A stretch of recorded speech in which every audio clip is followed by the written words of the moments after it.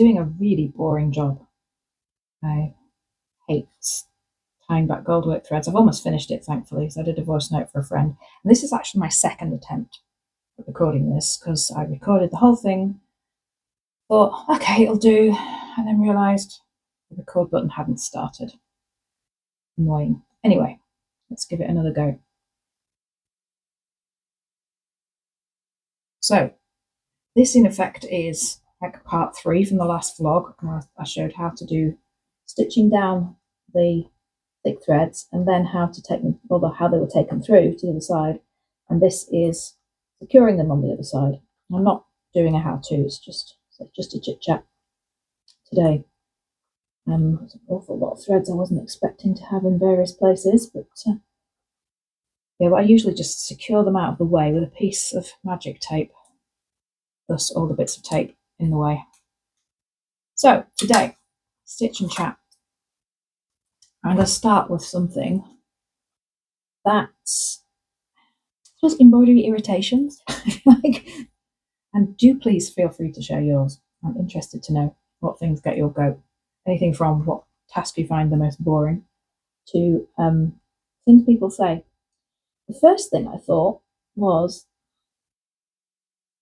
is embroidery sewing? What do you think? Would you call embroidery sewing? Lots of people do. Lots of friends, lots of family do. There's even a seasoned professional, very popular YouTuber, who refers to her work as, and yours, as sewing. When I'm at the guild social things for their Inspired to Create courses, there's always somebody who refers to their embroidery as sewing. So is that correct? Oh, let's have a look. Good old Google. And I looked up define sewing. Define sewing, okay. What is a simple definition of sewing? Okay, sewing is the activity of making or mending clothes or other things using a needle or thread. That's from Collins Dictionary.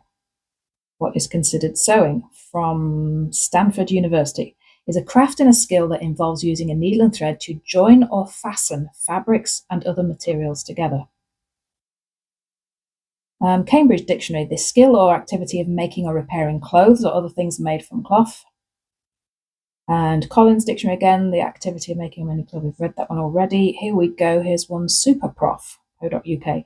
Sewing is a craft that involves fastening or attaching objects using stitches. To unite or fasten by meaning. That's Merriam-Webster Dictionary. So there we go, sewing. There's a definite theme here, and if you on my same wavelength here, of joining things together. I would define sewing as the work of joining 2 or more pieces of fabric in order to make a functional item. Yeah, we usually think of it as making clothes, don't we?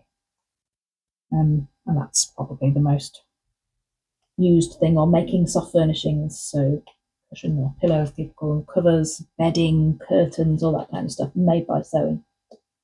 Now, what about embroidery? Let's challenge Mr. Google to define embroidery. Define embroidery. The art or process of forming decorative designs with hand or machine needlework. The art of decorating fabric or other materials using a needle to stitch thread or yarn. What is embroidery? Embroidery in a traditional sense is the embellishment of fabric with decorative stitching. So we're getting another theme here, aren't we, of decorating here. So having reviewed those, would you say embroidery is sewing? No. Embroidery is not sewing. Sewing is not embroidery.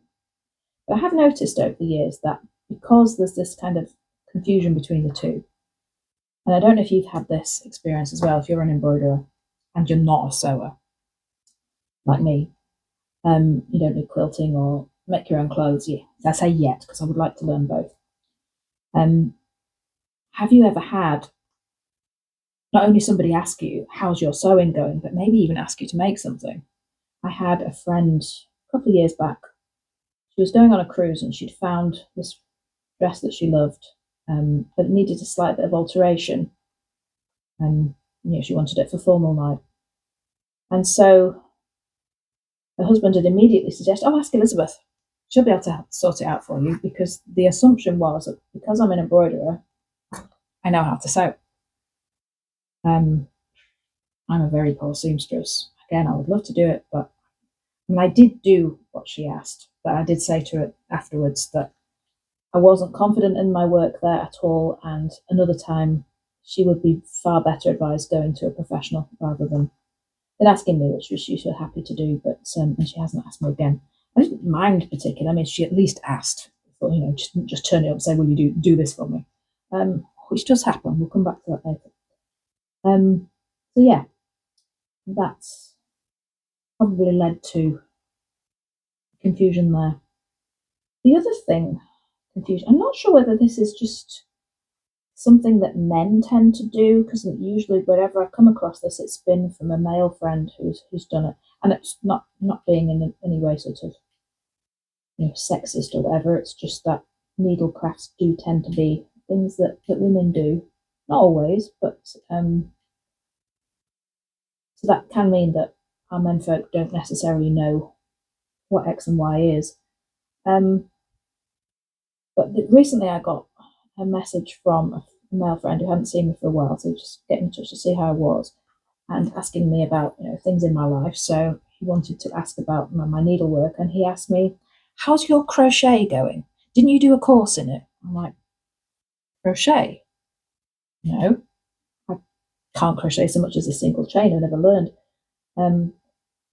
Yeah, it's another thing that's somewhere on my list, but probably far down. It's not something that appeals to me enormously, although it is a nifty little craft you can do with hooks. I've got crochet hooks and there's things here, and I use them mostly for pick up and knit picking up drop stitches in knitting. Speaking of, I just couldn't find my needle for a minute there. So yeah, he's asking me, "How's your crochet going?" I've noticed sometimes that crochet seems to be viewed as a kind of catch-all term for all yarn crafts or any stitchcraft that isn't sewing, I suppose. Have you come across this? Have you had people ask you how your crochet is, or assuming anything like that? And where does that come from? Does anybody know? Fill me in there, because I don't know. I don't know. Is it used on the other side of the Atlantic? Is it just a British thing that's a misconception? I remember being on a Zoom call once, a bunch of friends, and having sort of a break thing between the official business, if you like. And I got my knitting out, so I just thought I'd do a couple of rows, the time to good use. And one of the young lads says, look at Elizabeth crocheting," and I'm just like, "I'm not crocheting, it's knitting." But and didn't quite see why that was funny, but anyway, everybody's different, right? But yeah, that's something I'm kind of curious about. How come it's all crochet? I really should have joined that in with the last piece. It's a boring and frustrating job because I never managed to get it. I suppose I wouldn't consider it flat enough. I do tend to put too many threads together when you should do them much more individually, but I find it just too boring to do that. So skip it. I understand that you can actually do this with wallpaper paste. That's something I would like to know how to do. If you know a resource on how to do that, please let me know.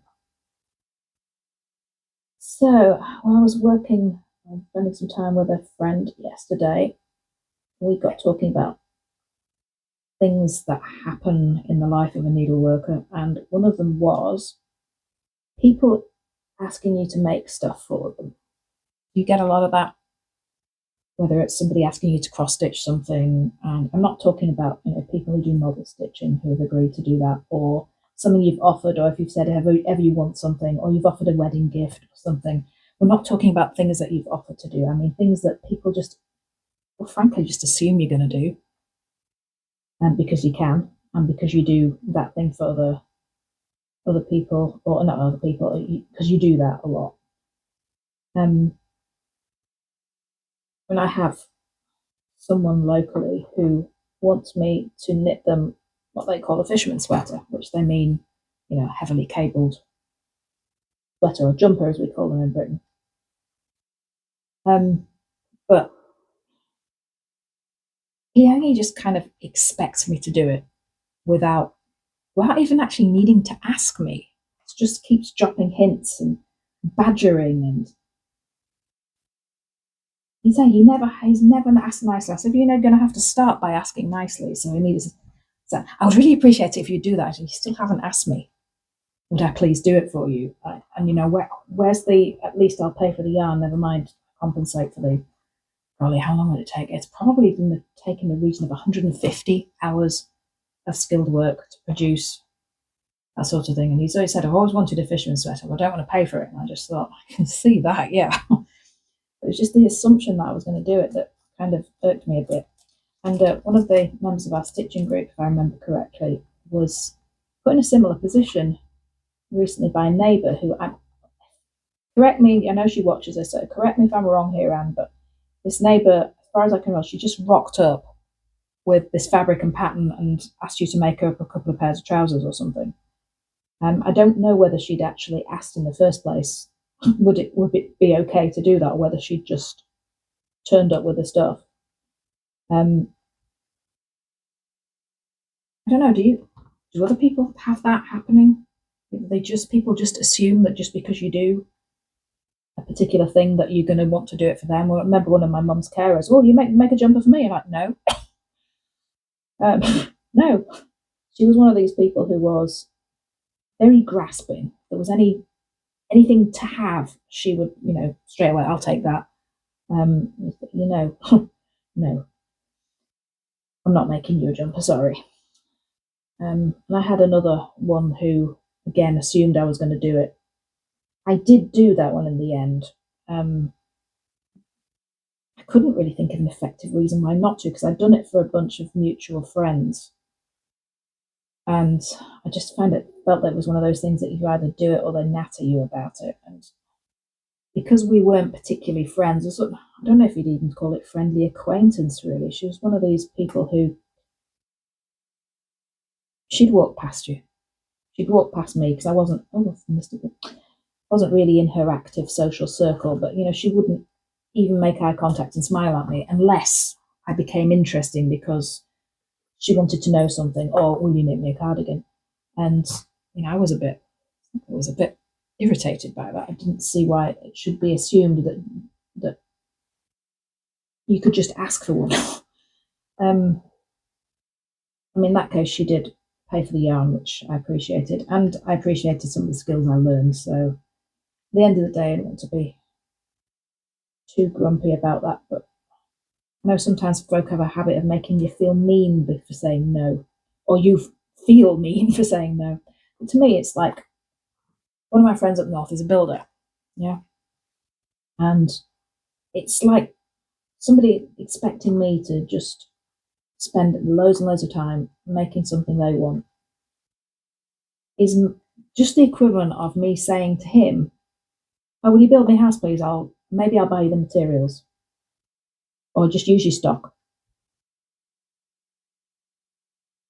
As if you wouldn't do that, would you? But just because somebody does a craft, whether they do it professionally or whatever, it's going for free, and you have every right to expect them to do it.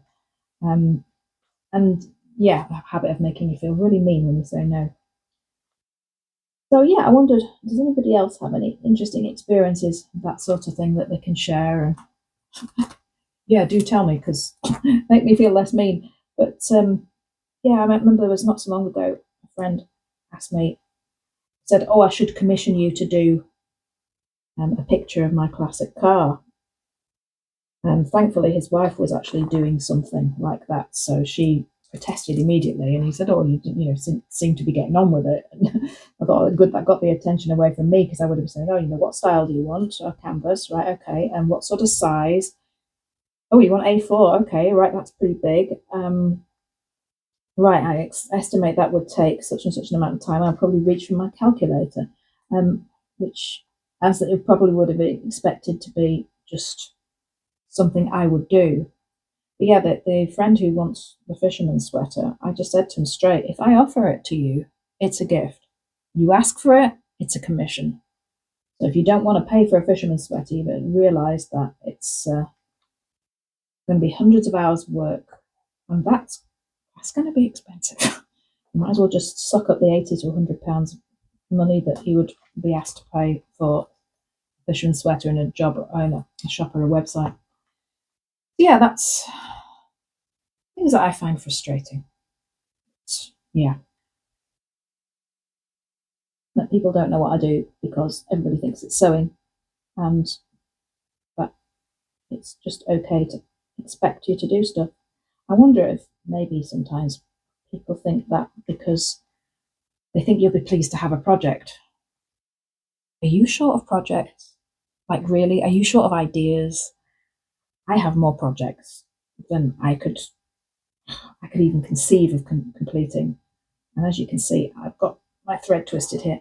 So yeah, I don't really in any need of any inspiration or anything like that. I mean, sometimes you think, yeah, it's nice to do that, but generally speaking, I feel like if I've offered, somebody's wedding gift or something like that, and I hope that I'm not a selfish stitcher. I do things for other people, but I do tend to prefer to not to be guilted into doing it. I suppose that's the bottom line. Being told that I should. And this one who wants the fisherman's sweater, he's very good at really just badgering and guilting, and it's like he's not getting it. He is not getting it. It'd have to be a substantial improvement in the way of asking for a start, before I will do that. And also I will have to run out of all the knitting projects I want to do, and given that there's still plenty of techniques I want to learn, he's in for a very, very long wait. Yeah. Mm. Oh, right, I've made a right mess of this one. Oh well. Thankfully it's round the back and it doesn't matter enormously, but I still like it to be smooth, but I really have pulled this one badly and it's got stuck. How annoying. Yeah, so I think that's it for embroidery irritations. Can you think of any? What things really annoy you about the way other people, view your creative work, or things that people say about it, or I don't know, you get people laughing at you. Sometimes people do, don't they? They sort of, I find that sort of traditional women's occupation, although quite a lot of them not necessarily women's occupations, and fisherman's sweater are called that because fishermen used to do them. These seafarers are tough beings, so I wouldn't call that a sort of a soft man either. Um, yeah, I think sometimes women's things can be looked down on and men's pulled up. So if a woman's into football, she's cool, but if a man was into knitting, then they might question him. Yeah, interesting. And there's one more thing I wondered. Why, when I said why does everything get called crochet? Nothing to do whatsoever to do with embroidery, but perhaps somebody can tell me this. What exactly is wrong with the last couple of pieces of toilet paper on a roll? What's wrong with them? The times I've been to a sort of semi-public place, like, I know, sounds a bit provincial English here, but a village hall to attend, a party or something, or even you've gone to a quick tinkle at hairdressers or something, there's quite often a bunch of nearly finished toilet rolls hanging around with 2 or 3 pieces on, or even you can see there's quite a few, but they've taken them off and put a new one on. What's wrong with the last couple of pieces exactly? Does anybody know? I mean, does anybody do that? Not finish the toilet roll and just chuck it away with some paper on it, still on it, and enlighten me. What's wrong with them? I'm curious to know. Anyway, that's it for today. Hopefully it's recorded this time. If it hasn't, I'm giving up. I'm not doing it again. And I've almost finished. I've just got 2 more to fasten back, which is an enormous relief because this is a very, very boring job. And it's always a good thing to do when you're in company or you've got voice notes, because it keeps, or even a podcast or something to listen to, because it keeps your mind busy whilst you're just ploughing through a dull task that needs doing. Okay, so until next time, I meant to do a floss tube this week and just didn't feel up to it, so I didn't. I thought I'd wait and do it when I was feeling better because it would be better quality and more enjoyable for everybody. So I will be back again soon. I was going to say see you soon, but of course I won't, because you see me, I don't see you. I never quite get that either. Why do YouTubers and vloggers and so on say, see you in my next one, when we won't. You'll see us. Sorry. Anyway, I'm off. Thanks a lot for keeping me company. Bye.